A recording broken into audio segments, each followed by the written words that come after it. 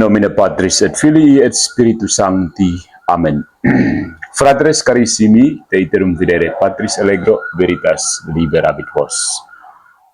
Welcome back into the jungle of Protestantism. Kita akan melanjutkan katekese setelah menyaksikan kebakunaikan para pengajar yang tidak jelas di luar sana soal siapa yang benar dan siapa yang sesat. Kali ini saya akan mengajak kita untuk menanggapi seorang pengajar yang berusaha membentuk opini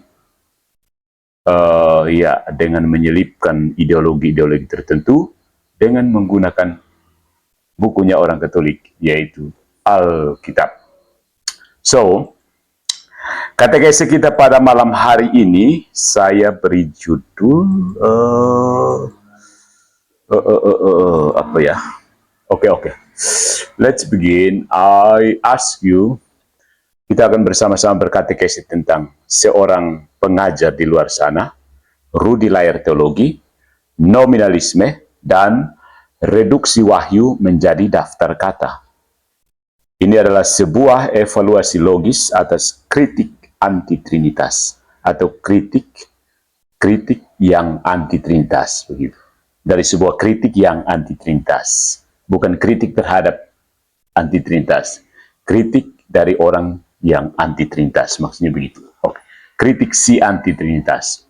Nah, dalam beberapa presentasi publiknya, rudi layar teologi membangun kritik sistematis terhadap doktrin Tritunggal, Gereja Katolik, dan secara khusus terhadap Patris Allegro.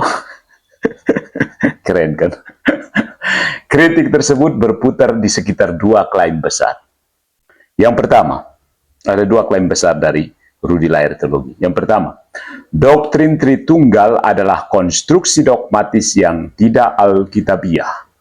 Dibuktikan dengan ketiadaan sekitar 53 istilah kredal dalam teks kitab suci. Ketiadaan, oke. Yang kedua, klaim yang kedua, doktrin Tritunggal bertahan bukan karena kebenaran, melainkan karena hegemoni kekuasaan, politik, hukum, dan ekonomi, serta didukung oleh tradisi filsafat yang menyimpang. Sementara tokoh seperti Isaac Newton justru menolak Tritunggal atas dasar rasionalitas. Ya. Nah, katekese kita ini akan kenapa ini ada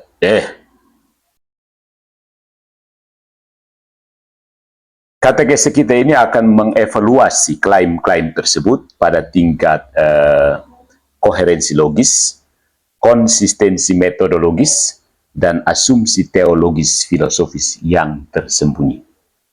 Hasilnya, saudara-saudari, kritik Rudi lebih banyak mengungkap kelemahan struktur berpikirnya sendiri dibandingkan kelemahan doktrin Tritunggal. Ya. Jadi, ketika kita menganalisis koherensi logis, konsistensi metodologis, dan asumsi teologis filosofis yang tersembunyi, ternyata bukan kelemahan doktrin Tritunggal yang terpapar di sana, tapi kelemahan struktur berpikirnya sendiri. Mari kita bongkar yang pertama. Logika 53 istilah. Ini adalah nominalisme yang tidak disadari. Pusat serangan Rudi adalah daftar sekitar 53 istilah kredal yang diklaim tidak terdapat dalam Alkitab. Oke. Dan karenanya menjadi bukti bahwa Tritunggal adalah teologi asing dan tidak alkitabiah. Di sini terdapat beberapa problem logis dan metodologis. Apa problemnya? ¿Qué es la problema? ¿Qué son las problemas? Argumen from silence yang dibungkus dengan riset. Rudi memindahkan beban pembuktian ke wilayah kamus. Jika istilah X tidak muncul sebagai kata literal dalam teks kitab suci, maka doktrin yang memakai X adalah non-alkitabiah dan palsu. Ini adalah bentuk argumen from silence. Dari ketiadaan leksikal, disimpulkan ketiadaan teologis. Padahal tradisi teologi, baik Katolik, Ortodoks, Protestan, maupun Unitarian, selalu memakai istilah teknis yang tidak muncul secara literal di Alkitab. Misalnya, monoteisme, kanon perjanjian baru, inkarnasi dalam makna teknis. Ya, secara khusus dalam makna teknis, tauhid, dan seterusnya. Jika kriteria Rudi diterapkan konsisten, separuh kosakata teologisnya sendiri ikut runtuh. Jadi kalau dia mau konsisten, dia harus buang banyak yang dia pakai untuk bicara-bicara di situ. Poin yang kedua, reduksi realitas menjadi kata. Persis, ini hard nominalism. Hardcore nominalism. Nominalisme keras. Yang ironisnya, saat Rudi menuduh doktrin Tritunggal sebagai nominalisme, pendekatannya sendiri justru sangat nominalistik. Ya, realitas teologis diikat total pada kata. Jika tidak ada kata, dianggap tidak ada realitas. Padahal, yang dilakukan konsili-konsili ekumenis bukan menciptakan realitas baru, tetapi merumuskan secara konseptual apa yang sudah diimani dan dihidupkan gereja. Ya, Allah yang esa, Kristus yang sungguh ilahi dan sungguh manusia, Roh Kudus yang ilahi. Nah, sikap gereja adalah realisme. Istilah mengikuti realitas, istilah mengikuti kenyataan. Sikap Rudi, nominalisme. Realitas dibatalkan karena ketiadaan istilah. Who is the nominalist? Yang ketiga, equivocation terhadap istilah non-alkitabiah. Menyamakan begitu saja. Rudi melakukan equivokasi saat membedakan istilah non-alkitabiah yang dipakainya sendiri, misalnya monoteisme murni, trinitarianisme, nominalisme sebagai istilah analitis, sementara istilah non-alkitabiah gereja, misalnya homoousios, hipostasis, disebut dogmatis dan sesat. Secara fungsi epistemik, sebenarnya keduanya sama. Sama-sama istilah konseptual untuk merangkum dan menjaga isi teks dan pengalaman iman. Perbedaan perlakuan itu benar-benar murni ideologis. Istilah yang menguntungkan posisinya diperlunak, istilah yang menguntungkan lawan didelegitimasi. Keren kan? Banyak teknik retorika di sini. Jadi kalau tidak hati-hati, kamu gampang tertipu. Yang kedua, poin yang berikutnya, yang pertama tadi itu soal logika 53 istilah, soal nominalisme yang tidak disadari oleh Rudi. Ya. Kemudian poin yang kedua, ya, straw man dan begging the question. Ya, ini harus ditegaskan. Trinitas yang diserang itu bukan trinitas gereja. Ya, trinitas yang diserang oleh Rudi bukan trinitas gereja. Ya. Ada karikatur terhadap argumen lawan. Rudi memframe Patrice Allegro dan pembela Trinitas sebagai penganut teologi kontrol F. Seolah seluruh pembelaan Tritunggal bertumpu pada pencarian kata Trinity dalam Alkitab. Ini adalah straumen, manusia jerami. Tradisi Trinitarian tidak pernah berdiri di atas argumen selemah itu. Inti argumen gereja adalah ini. Kesaksian kitab suci tentang Bapa, Putra, dan Roh Kudus yang sama-sama bertindak, disembah dan diakui dalam horizon kealahan.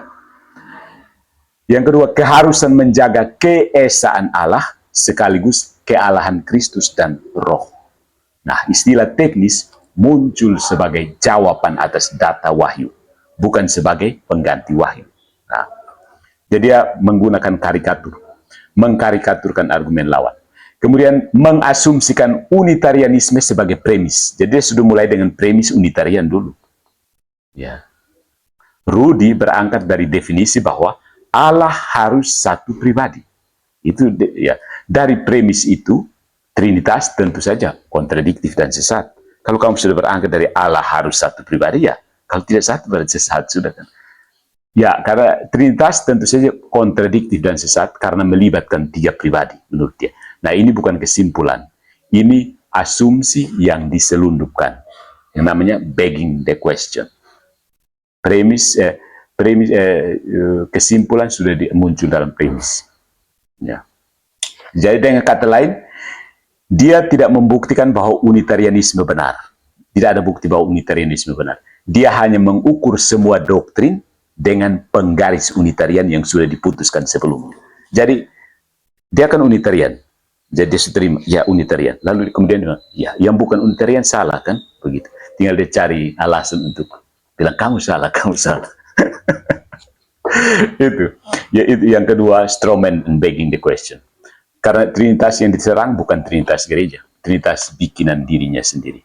Yang ketiga ada genetik falasi dan narasi kekuasaan. Keren, ini hampir muncul di setiap polemik Protestan ataupun ateis. Narasi yang diulang Rudi adalah seperti ini. Tritunggal bertahan 2000 tahun bukan karena benar, tetapi karena dilindungi kekuasaan politik dan hukum dari kaisar sampai undang-undang penghujatan, blasphemy act, dan cuan para elit agama. Ini sebenarnya mengandung genetik falasi. Falasi kesalahan karena asal-usul. Menyamakan asal-usul sesuatu, kalau sesuatu itu asal-usulnya salah, maka dia pasti salah. Menilai benar salahnya isi doktrin dari asal-usul sosiologis politisnya. Fakta bahwa sebuah ajaran pernah dilindungi kekuasaan, pernah dipaksakan melalui hukum, tidak otomatis membuat isi ajaran itu salah, bukan? Tidak otomatis, itu bukan kesalahan.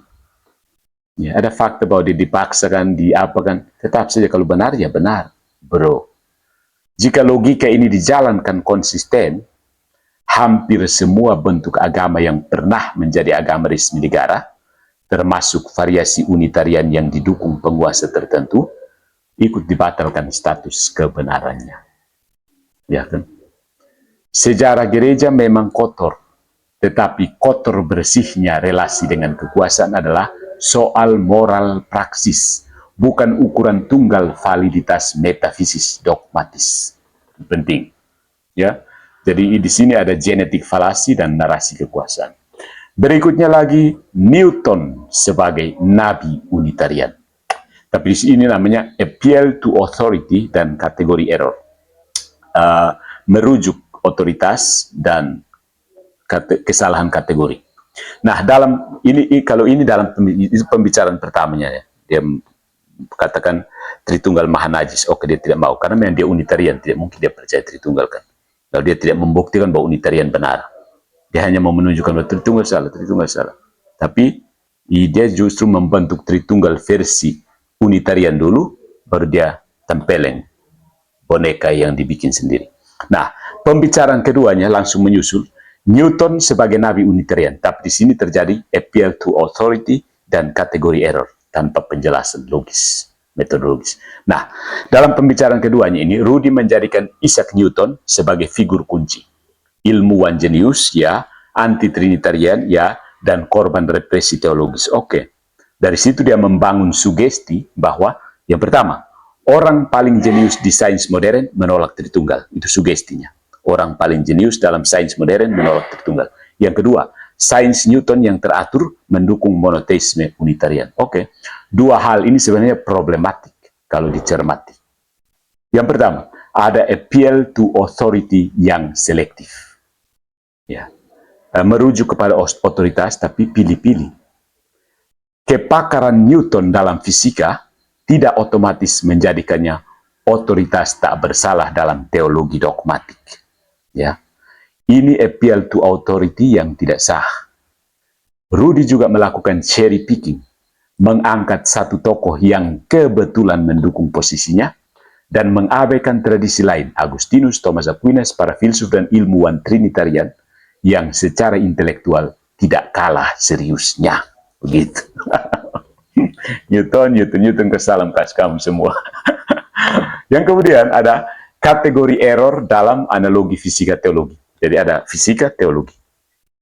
Ada kategori error dia. Rudi memakai analogi seperti ini. Satu hukum gravitasi universal, maka harus ada Allah harus satu pribadi tunggal. Ini namanya kesalahan kategoris. Hukum gravitasi adalah deskripsi matematis tentang pola gerak benda. Pribadi dalam teologi adalah konsep metafisik yang menyangkut subsistensi dalam satu kodrat. Nah, menggeser dari satu hukum fisika menuju ke satu pribadi ilahi, ini meloncat ke mana ini? Itu bajing loncat juga kalah. Itu melompat antar kategori tanpa dasar apa-apa. Ya. Satu hukum fisika menuju satu pribadi ilahi. Itu bajing loncat jukala. Ya. Melompat antar kategori tanpa dasar. Trinitarianisme tidak pernah mengatakan ada 3 hukum gravitasi. Trinitarianisme menegaskan satu kodrat ilahi, 3 pribadi. Fisika tidak menentukan struktur batin sang pencipta. Paling jauh, dia menunjukkan keteraturan ciptaan. Itu fisika. Fisika itu main di level bawah, metafisika di atas. Begitu. Makanya, sesudah buku-buku tulisan Aristoteles itu, ada kajian khusus yang disebut, ini harus dibaca sesudah fisika. Kalau lu kenyang dan fisika, baru coba baca ini. Kalau masih ece-ece dan fisika, lu belajar fisika dulu. Begitu. Jadi kalau masih di level fisika, sorry ya. Paling jauh, fisika itu paling jauh menunjukkan keteraturan. Jadi, fisika tidak menentukan struktur batin sang pencipta. Fisika justru paling jauh dia menentukan keteraturan ciptaan. Yang kelima, kesalahan logika, kita analisis logika dan metodologinya, ada poisoning the well, meracuni sumur. Ini teknik juga sering muncul pada para polemikus protestantismus. Poisoning the well, cuan, sponsor, dan discrediting lawan. Dengan nada sinis, Rudi menggambarkan para pembela Tritunggal sebagai figur yang takut kehilangan sponsor, donatur, gaji, cicilan, dan seterusnya. Pasti di dalam termasuk Deki, MYM, siapa lagi?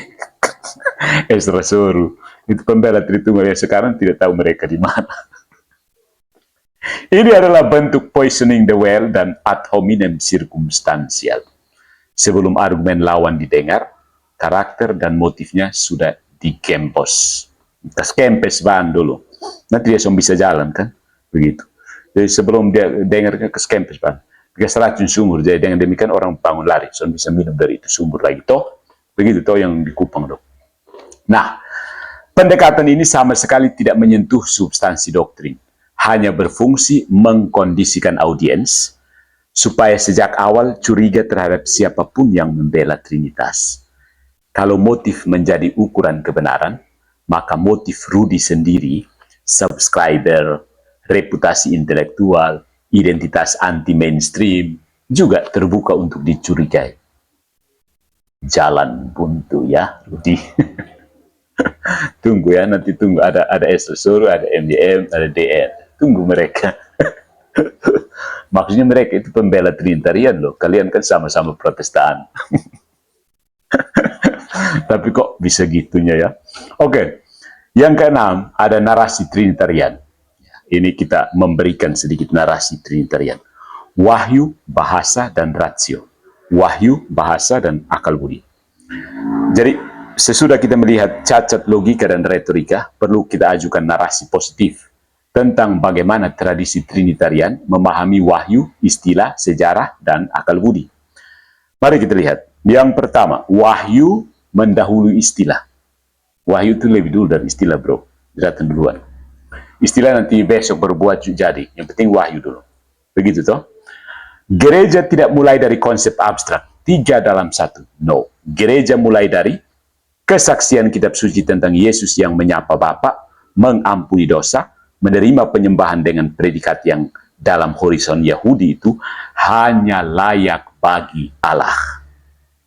Yang kedua, Roh Kudus yang diutus mengajar, menghibur, dimuliakan bersama Bapa dan Putra. Dan praksis liturgis pembaptisan dalam nama Bapa dan Putra dan Roh Kudus. Istilah Trinitas, homoousios, dan seterusnya itu adalah upaya konseptual untuk menjaga 2 kebenaran sekaligus. Ya, 2 kebenaran sekaligus. Allah tetap Esa, Kristus dan Roh bukan sekedar makhluk atau metafora, tetapi sungguh-sungguh ilahi. 2 hal ini tetap dipertahankan dengan upaya konseptual secukupnya. Itu perjuangan berdarah-darah. Ya.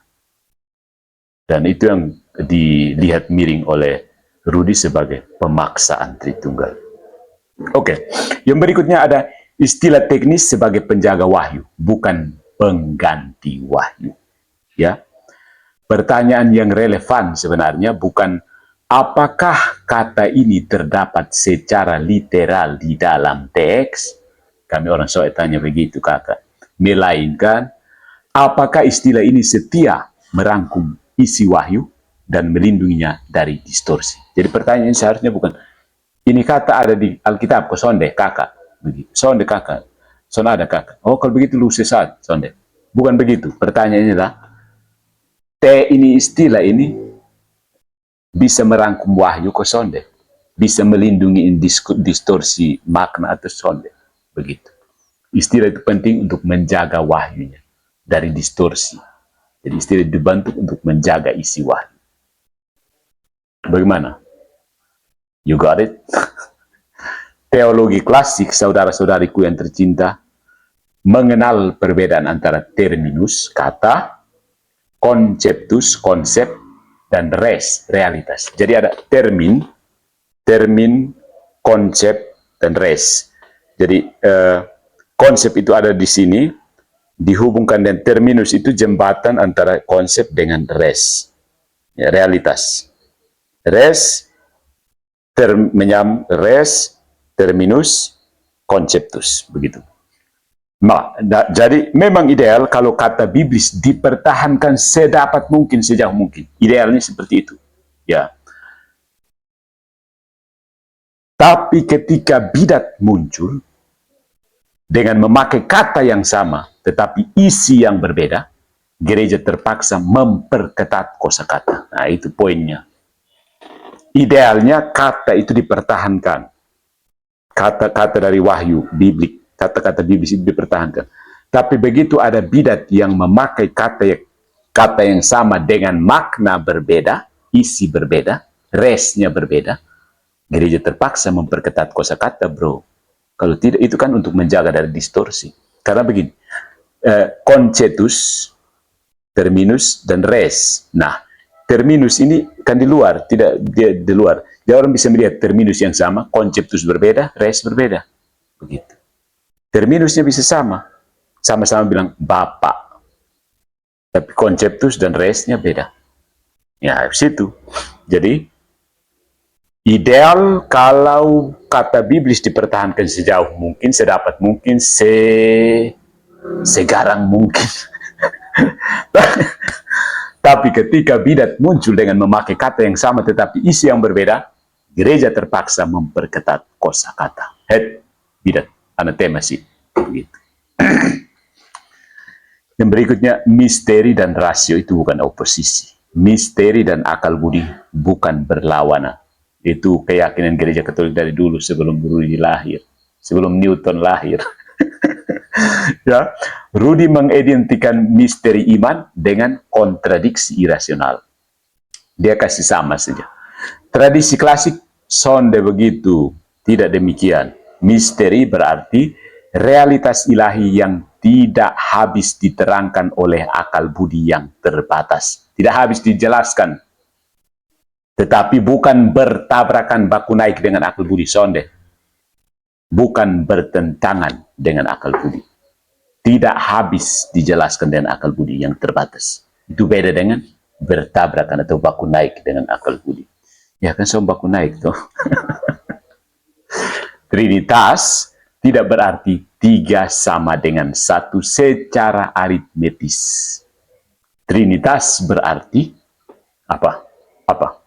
Trinitas artinya satu kodrat ilahi, tiga relasi pribadi yang sungguh-sungguh berbeda tanpa memecah keesaan kodrat.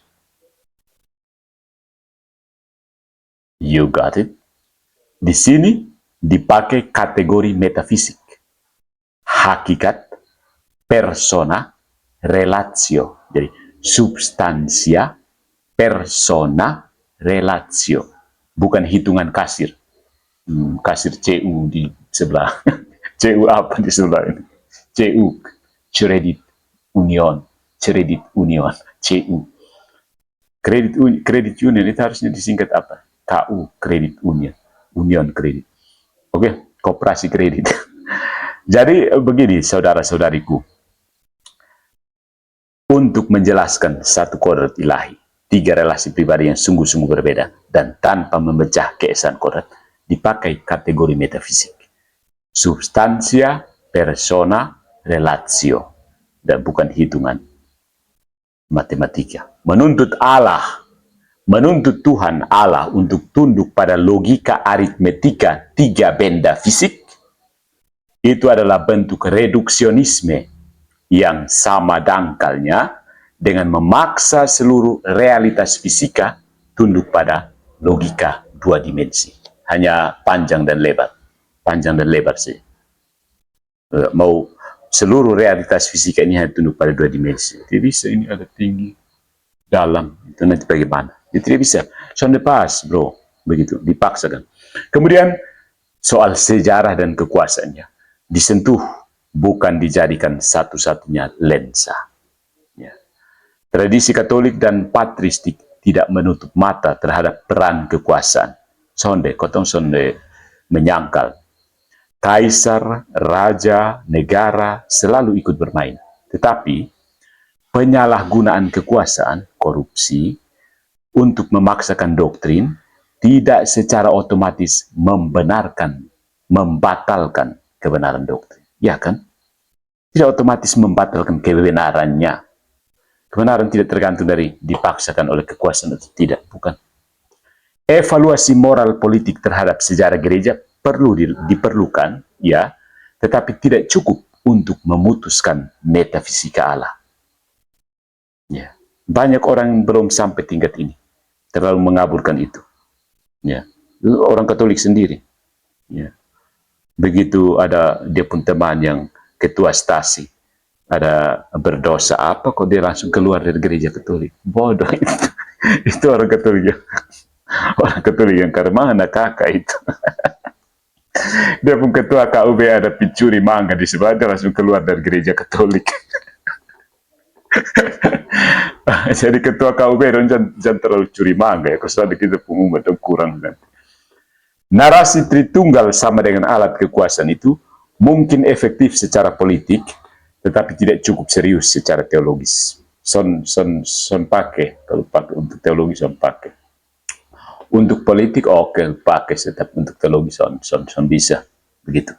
Nah, apa yang bisa kita simpulkan saudara-saudari dari dua percakapannya? Nanti kita singgung sedikit percakapan ketiganya yang terakhir. Kritik Rudi terhadap Tritunggal dalam gereja Katolik itu, kalau dibongkar secara teliti, itu memperlihatkan pola yang berulang. Saya sudah pernah tanggapi beberapa videonya sebelumnya, ternyata dia memang menggunakan pola yang berulang. Yang pertama, kita bisa lihat, coba tangkap, coba kamu bisa nonton kembali videonya. Pengikisan konsep menjadi sekedar kata. Jadi kikis buang konsep, itu hanya sekedar kata. Ini namanya nominalisme, atau minimal legasi dari nominalisme. Residu nominalisme.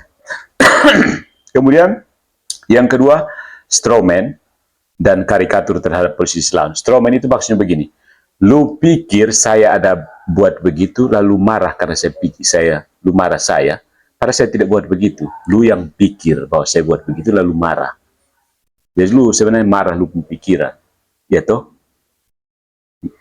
Ini orang Jawa dong, tahu ini bahasa tahu. Oke, jadi strawman itu maksudnya Anda berpikir tentang sesuatu yang tidak Anda mengasumsikan sikap orang lain, lalu Anda memukul asumsi itu, menyerang asumsi Anda itu sendiri. Strawman dan karikatur terhadap posisi lawan. Nah, kemudian ada begging the question. Begging the question itu maksudnya kita tanya dia, meminta pertanyaan, ya. Karena dia mengasumsikan unitarianisme sebagai definisi Allah. Jadi begini, dia langsung bilang unitarianisme itu benar. Jadi yang bukan unitarianisme, ya salah.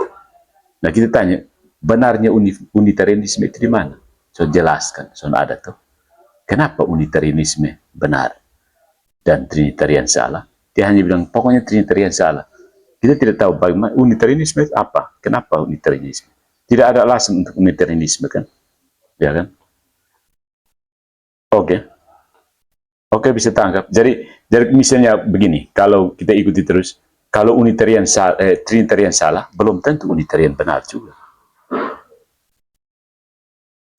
Yang kemudian ada genetik falasi dengan mengidentikan hegemoni historis dengan kepalsuan dogmatis. Genetik falasi itu maksudnya sesuatu itu diukur benar salahnya dari asal usulnya, pengaruh situasi sosial, asal usul sosiologisnya. Tidak. Kemudian appeal to authority yang selektif. Dia merujuk pada wibawa seseorang, tapi selektif. Dia hanya pilih Newton. Kemudian ada kesalahan kategoris, namanya category error. Dia memaksa analogi fisika ke dalam teologi. Nyambungnya kemana kakak? Kemudian poisoning the well. Dia meracuni sumur. Maksudnya, lu belum kasih argumen, lu suka seburuk orang. Ya, itu banyak polemik Protestan yang selalu bertindak seperti itu. Jadi sebelum memberikan argumen, dia sudah kasih buruk orang. Itu namanya poisoning the well, melalui narasi cuan, sponsor, dan kepentingan. Nah, di sisi lain, tradisi Trinitarian klasik itu menawarkan kerangka yang tatanannya justru lebih dewasa secara logis dan teologis. Dia tidak pakai palese begitu. Itu argumen palese, saya bilang. Argumen-argumen palese. Tapi tradisi Trinitarian bukan argumen palese, argumen dewasa, logis dan teologis. Kenapa? Wahyu mendahului istilah. Istilah teknis adalah alat untuk menjaga, bukan menggantikan kesaksian dari kitab suci. Misteri tidak dibenturkan dengan rasio, tetapi mengakui keterbatasan rasio di hadapan realitas ilahi. Sejarah dan kekuasaan diakui sebagai faktor, tapi tidak dijadikan standar tunggal kebenaran. Ya. Nah, secara singkat, shortly, dengan tempo yang sesingkat-singkatnya, problem utama dalam kritik Rudi bukan bahwa dia terlalu rasional untuk menerima Trinitas, bukan itu, tetapi bahwa dia terlalu miskin dalam membedakan level realitas, bahasa, dan sejarah. Bukan Rudi terlalu rasional, bukan. Dia terlalu miskin membedakan level realitas, bahasa, dan sejarah. Kritiknya mungkin efektif di ruang komentar dan live chat.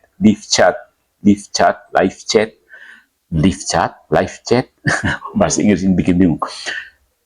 Tapi rapuh ketika diuji dengan standar argumentasi filsafat dan teologis yang serius.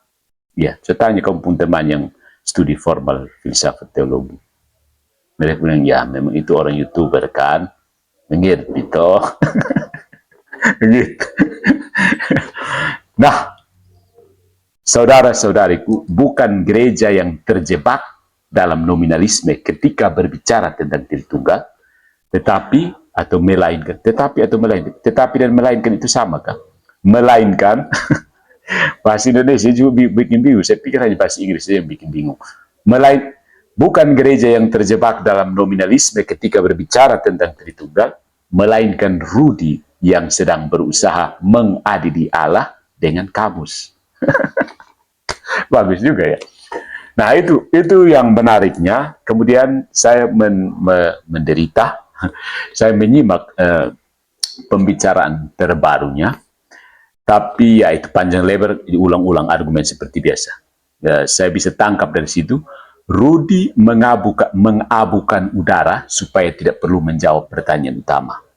Ya, Rudi menyimpulkan bahwa memahami hakikat Tritunggal adalah perjalanan yang hampir mustahil bagi kebanyakan orang. Tapi yang sebenarnya terjadi lebih sederhana dan lebih jujur. Dia tidak setuju dengan metafisika gereja, maka dia harus mengganti doktrinnya.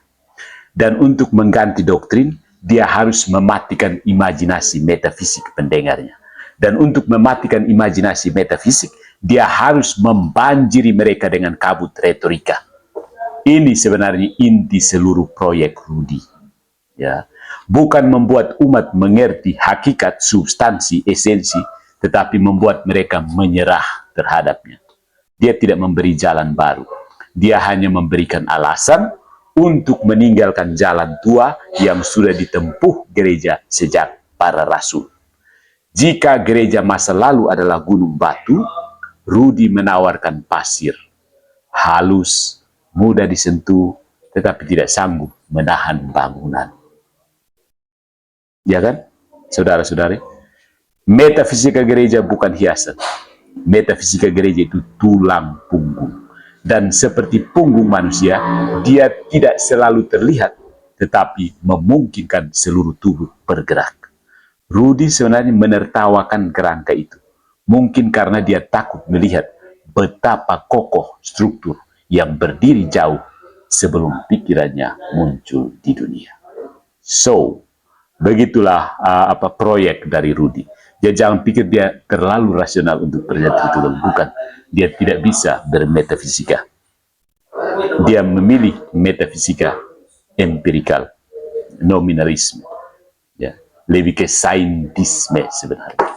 So, itu tanggapan kita terhadap Rudy layar teologi, dan saya pikir cukup. Karena ya proyeknya sama seperti video yang pernah saya amati dulu. Tapi yang bagusnya begini. Justru Rudy layar teologi adalah contoh Protestan yang jujur. Dia benar-benar sola scriptura dan benar-benar memproyeksikan pikiran modern, menolak semua tradisi.